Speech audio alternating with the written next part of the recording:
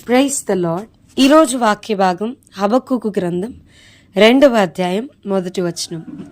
ఆయన నాకు ఏమి సెలవిచ్చును, నా వాదం విషయమై నేనేమి చెప్పుదునో చూచుటకై నేను నా కావలి స్థలం మీదను గోపురం మీదను కనిపెట్టుకొని ఉందుననుకొనగా. ఈరోజు ఈ వాక్య భాగం ద్వారా దేవుడు మనతో మాట్లాడుతూ ఉన్నాడు. మరి ప్రవక్తయగు హబక్కూకు గారు అంటున్నది 2వ అధ్యాయం 1వ వచనంలో, నా దేవుడు నాకేం చెప్తాడో, ఆయన ఏం మాట్లాడతాడో, నా వాదం విషయమే నేనేం చెప్పుదునో చూచుటకి నా కావలి స్థలం మీద నా గోపురం మీద నేను కనిపెట్టుకుని ఉంటున్నాను అని చెప్తూ వచ్చాడు.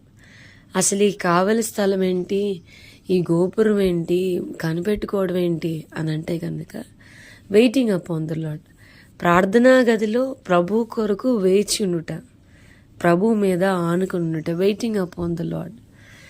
మనం ఆయన చెప్తా ఉన్నారు చాలా స్పెసిఫిక్గా, ఆయన ఏం చెప్తాడో, నా ప్రభు నాతో ఏం మాట్లాడతాడో, నేను ఆయనతో తిరిగి ఏం మాట్లాడతాను, మరి ఇది జరగడం కొరకు, నేను తెలుసుకోవడం కొరకు నా కావలి స్థలం మీదను నా గోపురం మీదను నేను కనిపెట్టుకుంటున్నాను. వాక్యం చెప్తుంది, యెహోవా కొరకు ఎదురుచూచువారు నూతన బలం పొందుకుంటారు, వారు పక్షిరాజు వలె రెక్కలు చాపి పైకి ఎగురుదురు అని చెప్పని. మనం ఆయన కొరకు కనిపెట్టుకునే అనుభవము ప్రతి క్రైస్తవునికి ఉండాలి. మనం ఆరాధన చేసే దేవుడు మనతో మాట్లాడడానికి ఇష్టపడే దేవుడు.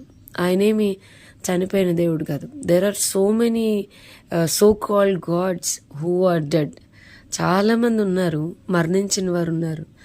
మరి ఈ దేవునిలో ఉన్న ప్రత్యేకత ఏంటి, ఈయనలో మాత్రం ఉన్న ప్రత్యేకత, చాలామంది చనిపోయారు కదా అని అంటే, మరణం ఆయన్ని బంధించి ఉంచలేదు.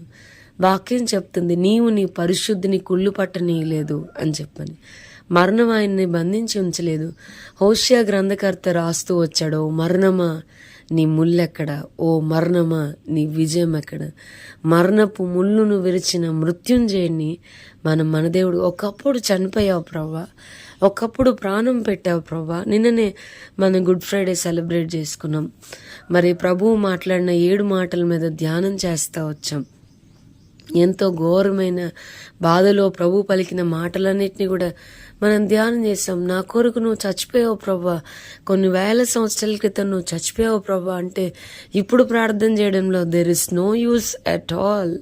ఇప్పుడు మొరపెట్టడంలో, ఒక చచ్చిపోయిన దేవుడు కన్నులుండి చూడలేని, చెవులుండి వినలేని, నోరుండి మాట్లాడలేని దేవుడు కాదు, సజీవుడైన దేవుడు. యోబు భక్తుడిని కదిపితే అంటున్నాడు, నా విమోచకుడు సజీవుడు. మై గాడ్ ఇస్ అలైవ్ అని చెప్పాడు. His more alive. సజీవుడైన వాడిని మనం మన దేవుడుగా కలిగి ఉన్నాం. ఆయన మనతో తిరిగి మాట్లాడతాడు చాలా స్పష్టంగా. మనం ఎప్పుడైతే కనిపెట్టుకుని ఉంటామో, అమ్మ మనం ఏ పరిస్థితుల మధ్య వెళ్తున్నా, what ever your situations might be, what ever your circumstances might be, మీరు ఏ పరిస్థితి గుండా వెళ్తున్నా కూడా ఆయన పాదాల దగ్గర మనం కనిపెట్టుకుని ఉన్నప్పుడు, నీ ప్రార్థనా గదిలో నువ్వు వెయిట్ చేస్తూ ఉన్నప్పుడు వాక్యం చెప్తుంది, ఈ నిరీక్షణ మనల్ని సిగ్గుపరచదు. యెహోవాను నమ్మిన ముఖములెన్నటను లజ్జింపబడకపో. He'll not put to shame that those who trust on him అని వాక్యం చెప్తోంది, లేఖనాలు చెప్తోంది. ఆయన కొరకు కనబెడుతున్నప్పుడు, ప్రభువా మాట్లాడండి అయ్యా, నువ్వేమై ఉన్నావో మాట్లాడి. ఈ వచనం చదువుతున్నప్పుడు నా హృదయం చాలా సంతోషంతో నిండిపోతుంది. ఇట్ ఈస్ ఎ కాన్వర్సేషన్, ఒక సంభాషణ.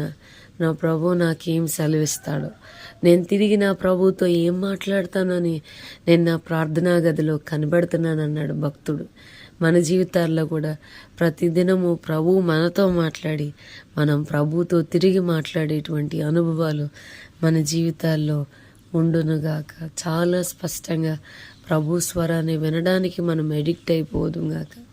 భక్సింగ్ గారు దేవుని స్వరం, దేవుడు వెళ్ళమన్నాడు, దేవుడు చేయమన్నాడు, దేవుడు వద్దన్నాడు, చాలా స్పష్టంగా దేవుని స్వరాన్ని వినేవాడు. ఎట్లయ్యా ఇది నీకు ఎలా సాధ్యం అంటే, కొన్ని సంవత్సరాలుగా ఆయన మాటకు, ఆయన స్వరానికి నేను అలవాటు పడిపోయాను.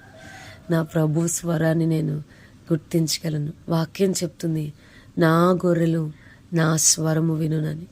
ఆయన స్వరాన్ని వినగలిగే కృప ప్రభు మనందరికీ దయచేయను గాక. ప్రార్థన చేసుకుందాం. ప్రభా, ఈరోజు వాక్య భాగం ద్వారా మీరు మాతో మాట్లాడినందుకు వందనాలు.